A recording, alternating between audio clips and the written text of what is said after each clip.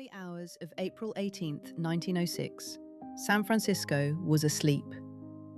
The streets were quiet, the buildings still, and the city rested under a calm sky. Then, without warning, the ground began to move. At first it felt like a deep, heavy shiver, as if something enormous was waking beneath the earth. Within seconds, the shaking grew violent. Streets cracked open, buildings groaned, walls split apart, chimneys toppled, roofs collapsed. The sound was like thunder mixed with the grinding of stone and iron. In less than a minute, the earthquake had broken the heart of the city. Hundreds of thousands of dollars worth of walls, chimneys, and structures lay in ruins. But this destruction, terrible as it was, would soon seem small compared to what came next. From broken gas lines and overturned stoves, fires began to rise. At first, they were small flames, scattered in different places. Then they grew, and then they joined. The fire that followed the earthquake became a monster no one could control. It burned through neighborhoods, factories, shops, and homes. It swallowed entire streets. What the earthquake had shaken down in minutes, the fire erased in days. Hundreds of millions of dollars worth of property vanished into smoke and ash.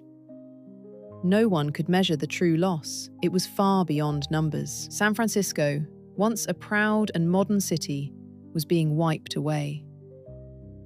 It was so dark and thick that people could see it from nearly 100 miles away. For 3 days and nights, that terrible tower of smoke swayed above the city. It blocked the sun. It turned day into dusk. It filled the land with choking air. The flames leaped high into the sky, lighting the night brighter than noon. Fires broke out in many parts of the city, especially south of Market Street. In working-class neighborhoods, in crowded tenements, in factories and warehouses, the fire spread fast. There was no way to fight it. The water pipes had burst in the earthquake. The fire department had hoses, but no water. Communication lines were broken. There was no central control, no clear orders, no system left standing. All the careful planning of a modern 20th century city had been smashed in seconds. In desperation, people tried everything. Dynamite was used to blow up buildings and create empty spaces where fire could not jump. Ironically, some of San Francisco's proudest buildings were destroyed not by earthquake or fire, but by men trying to save what little they could. Whole blocks were turned into rubble by human hands, just to slow the flames. Yet, in the middle of this disaster, something strange and powerful appeared. Calm. Wednesday night, when the city was crashing into ruin, was strangely quiet.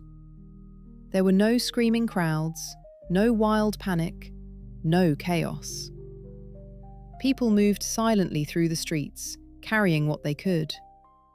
There was no shouting, no fighting, no madness. In all those terrible hours, witnesses said they did not see a single woman crying in panic, not one man losing control, not one person running in blind fear. As the flames moved through the city, tens of thousands of people became homeless in a single night. Some wrapped themselves in blankets. Some carried bundles of bedding. Others clutched small treasures from their homes. A photograph, a book, a clock, a piece of jewelry. Sometimes an entire family tied themselves to a carriage or a delivery wagon loaded with everything they owned. Baby carriages, toy wagons, and handcarts became trucks of survival. Nearly everyone dragged a trunk or bag behind them. Even in this suffering, people were kind. They gave each other space. They helped strangers. They shared food, blankets, and directions. Many said that never in San Francisco's history had its people been so gentle, so patient, and so courteous as on that night of terror. Water was gone. The sewers were dry. Fire had already eaten one side of the city. In that direction stood broken walls, blackened ruins, and smoking buildings. The Examiner building leaned like a wounded giant. The Call building was burned hollow. Grand hotels were gutted shells.